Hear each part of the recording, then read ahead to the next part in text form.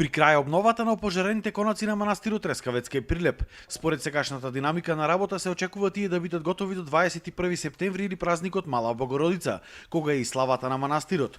Но за жал се уште нема ништо конкретно околу изградбата на водоводот. Доколку не се донесе вода, манастирот нема да може да прима посетители, ниту пак да се направи технички прием.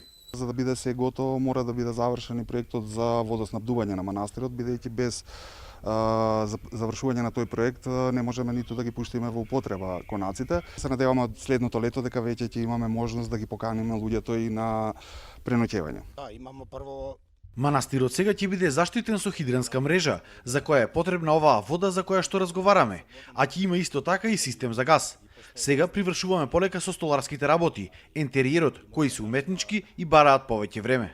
Од општината велат дека конкурирале со проект за водовод до владата, кој би чинил околу 6 милиони денари, но не знаат дали тој ќе биде прифатен. Исто така, освен водоводот, проблем е изградбата на пречистителната станица. Проектот е предвидено за многу малце луѓе, за 5 особи, што значи тоа е смешна работа. Ние сега направиме напор со Министерството за култура да одвоиме средства да се работи проект по стандардите кои би ги задоволиле потребите на овој комплекс. Тоа значи некаде околу за 100 луѓе би работеле ние пречистителна станица. Голем проблем исто така представува и конзервацијата и реставрацијата на црквата која што потекнува од 12-тиот век.